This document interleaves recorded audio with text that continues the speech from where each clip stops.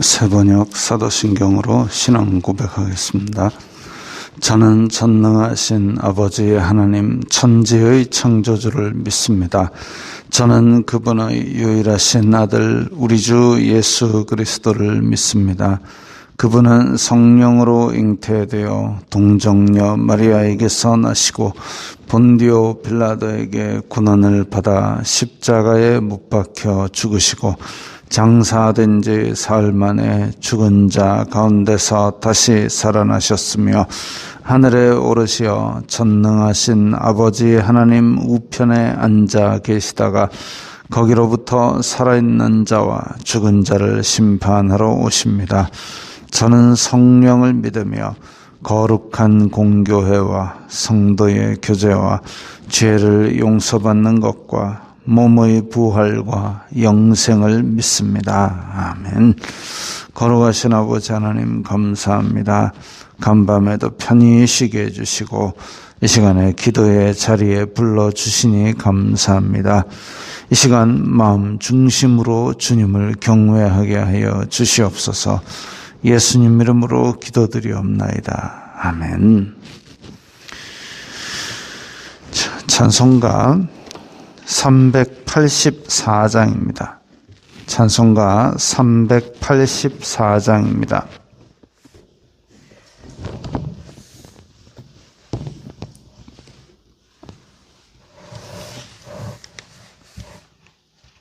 찬송가 384장입니다.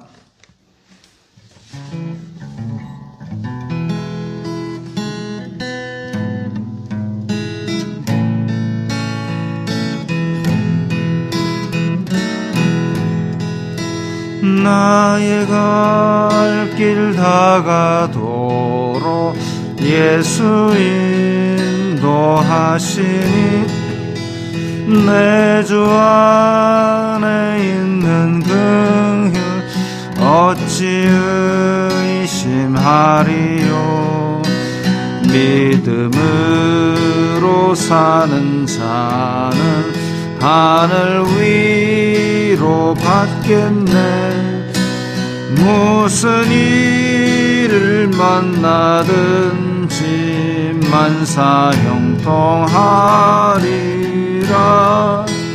무슨 일을 만나든지 만사 형통하리라. 나의 갈 길 다가도록 예수 인도하시니 어려운 일 당한 때도 족하는 해주시네. 나는 심히 고단하고 영혼 매우 가라나 나의 앞에 반석에서 샘물 나게 하시네.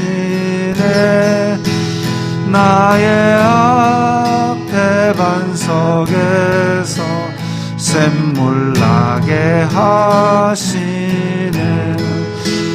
나의 갈 길 다가도록 예수 인도하시니 그의 사랑 어찌 큰지 말로 할 수 없도다. 성령 감화 받은 영혼 하늘나라 갈 때에 영영 부를 나의 찬송 예수 인도하셨네. 영영 부를 나의 찬송 예수 인도하셨네.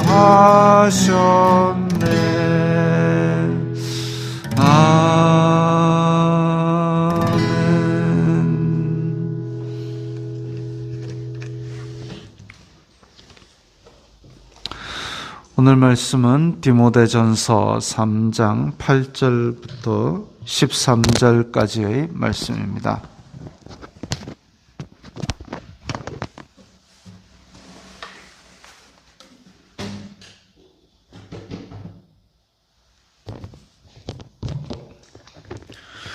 디모데전서 3장 8절부터 13절까지의 말씀 함께 읽겠습니다. 이와 같이 집사들도 정중하고 일구이연을 하지 아니하고 술에 임박이지 아니하고 더러운 일을 탐하지 아니하고 깨끗한 양심에 믿음의 비밀을 가진 자라야 할지니 이에 이 사람들을 먼저 시험하여 보고 그 후에 책망할 것이 없으면 집사의 직분을 맡게 할 것이요 여자들도 이와 같이 정숙하고 모함하지 아니하며 절제하며 모든 일에 충성된 자라야 할지니라. 집사들은 한 아내의 남편이 되어 자녀와 자기 집을 잘 다스리는 자일지니 집사의 직분을 잘한 자들은 아름다운 지위와 그리스도 예수님 안에 있는 믿음에 큰 담력을 얻느니라. 아멘.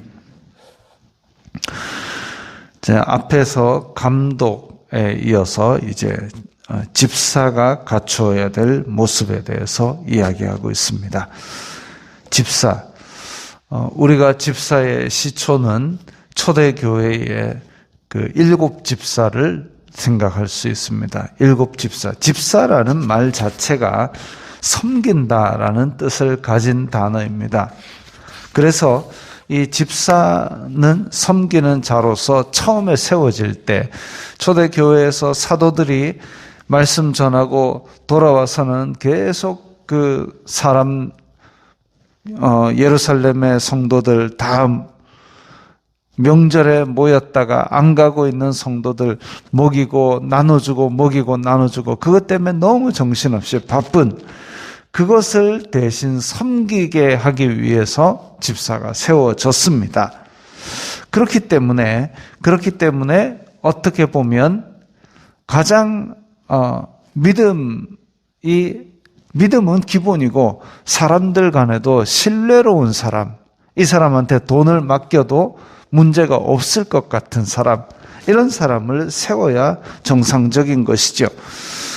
그 예수님의 제자들 중에 가룟 유다, 이 인간은 돈꾀를 맡았는데 도둑놈이라고 그랬습니다. 예수님의 제자인데도 불구하고 예수님의 제자이고 분명히 예수님께서 능력을 주셔서 복음 전하는 것도 했고 한데도 돈꾀를 맡았는데 이놈은 도둑놈이다라고 복음서에 기록될 정도로 사람이 이 돈 앞에서는 많이 약한 모습을 보여주기도 합니다.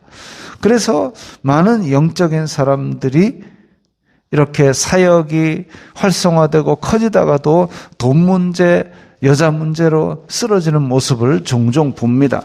그런데 집사들도라고 해서 여기에 집사를 세울 때 갖춰야 될 모습인데 일구이연을 하지 아니하고 말에 신뢰가 있어야 되고 한 입으로 두 말 하지 말고 그야말로 사람이 진실된 사람이어야 되고 더러운 이익을 탐하지 아니하고 물론 열심히 살 수 있어요. 한 번씩 사람들이 물어봅니다. 아니 제가 지금 예수님을 믿고 잘 살려고 하는데 담배 인상공사에서 담배 파는 거를 일을 해야 됩니까? 사표 내고 나와야 됩니까? 제가 있는 회사가 지금 술 만드는 회사인데 제가 교회를 다니는데 양심이 찔립니다. 어떻게 할까요? 그러면 어떻게 해야 돼요? 담배 인상공사는 예수님 믿는 사람 다니면 안 될까요? 술 공장에는 예수님 믿는 사람이 다니면 안 될까요? 그러면 탱크 공장은 무슨 중공업 회사에서 탱크 공장은 예수님 믿는 사람 죽이는 무기니까 다니면 안 될까요? 그게 참 애매한 문제입니다. 그런데 합법적으로 열심히 일해서 그 수고의 대가를 받는 그런 일은 권하지만 우리 일상에서 참 애매한 경계선에 있는 일들은 참 판단하기가 쉽지가 않습니다. 각자의 신앙의 양심에 맡길 일인데, 그런데 그것보다 넘어선 일이 있습니다. 불법적인 일, 아니면 비리를 저지르는 일, 아니면 어떤 자리에 있는데 누군가가 바리바리 싸들고 와가지고 이 일 좀 잘 되게 해주세요. 요거는 조그만 성의 표시입니다. 성의 표시, 이런 것을 탐하게 되면 이건 교회에서 집사, 교회에서 섬기는 사람으로서의 일을 맡으면 안 된다 이거죠. 제가 아는 어떤 장로님은 도시를 계획하는 일을 하시는 분이었습니다. 그러니까 이분이 도장을 찍으면 도로가 이쪽으로 나고 저쪽으로 나고 하는 거죠. 근데 도로가 이쪽으로 나면은 이 동네 집값이 왔다 갔다 하고 땅값이 왔다 갔다 하기 때문에 많은 업자들이 그렇게 싸들고 찾아온답니다. 그래서 이 장로님은 어떤 계획이 있을 때에 마치 현상수배범처럼 여관을 전전하며 도망다니면서 산답니다. 집에 못 들어온답니다. 집에도 찾아오고 어디 숙소다 이러면 숙소 앞에 잠복 근무하고 있다가 가방 들고 찾아온답니다. 그런데 그런 것을 하지 않기 위해서 선한 믿음의 양심을 지키기 위해서 그걸 도망다닌다 이거죠. 흔적도 안 남게 받으면 좋죠.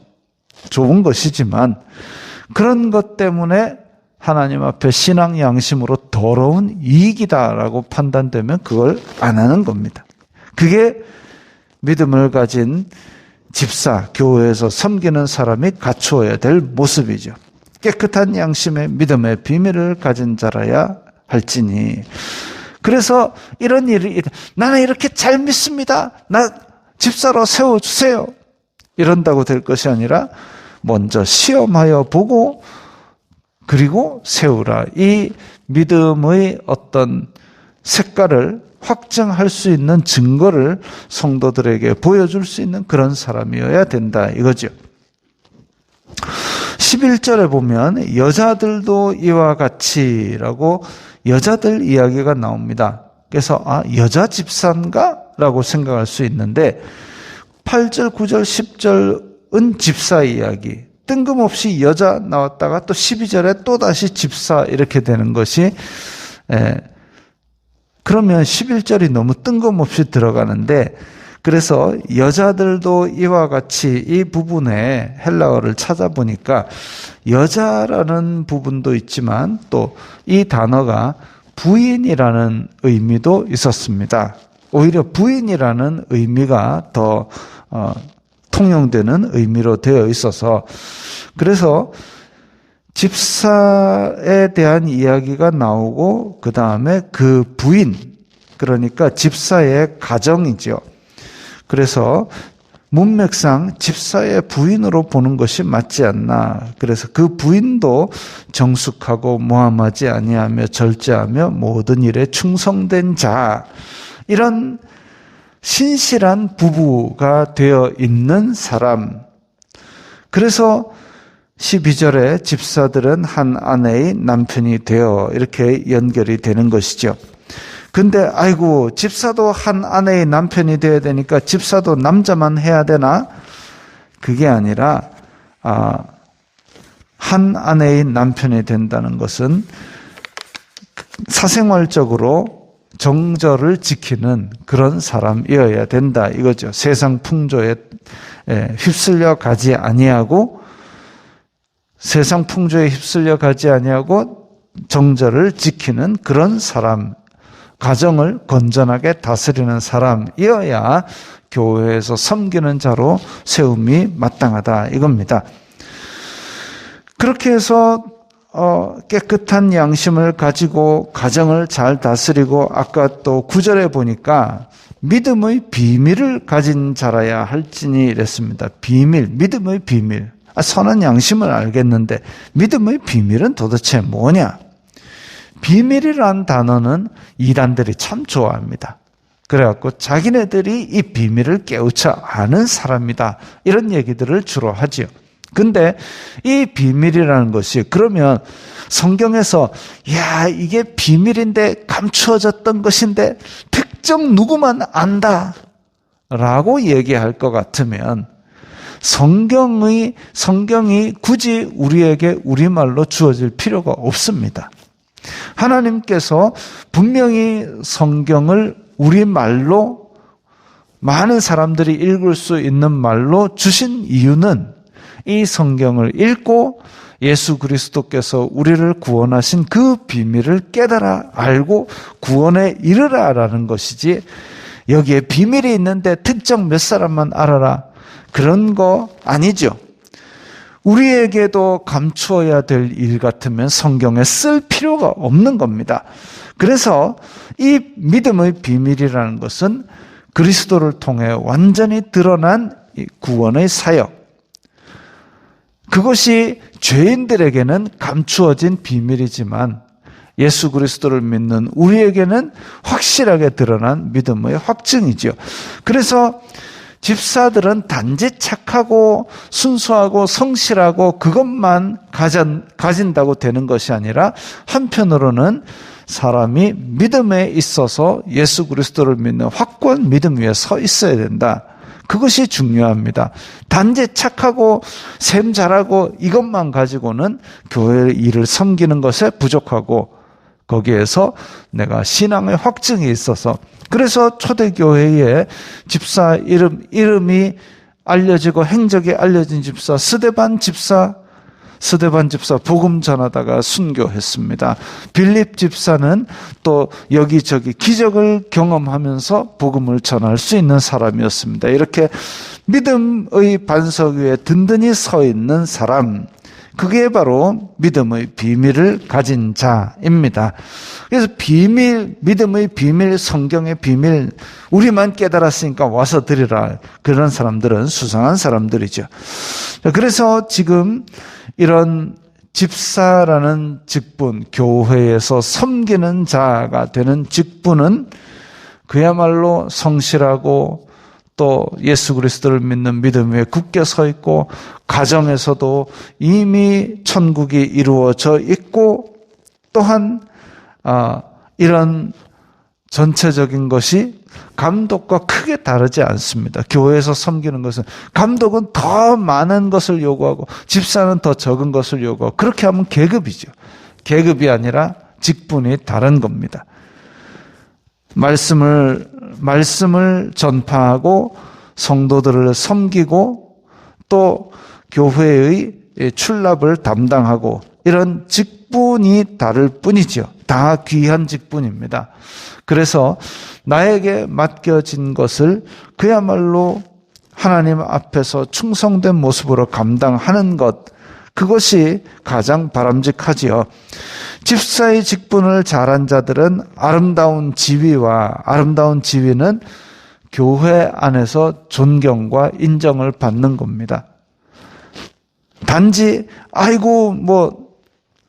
그러니까 교회 오면 너도 나도 다 집사 이런 식으로 요즘은 직분을 주는데, 그렇게 호칭처럼 그냥 의미 없이 주는 것은 사실은 바람직하지 않지요. 그야말로 교회의 존경과 인정을 받도록 충성되게 섬기는 이런 일들이 필요하고, 근데 이미 지금 다 직분을 받은 분들은 그야말로 이런 일이 있도록 성경대로 내 삶에 이루어지도록 하는 것이 바람직하지요.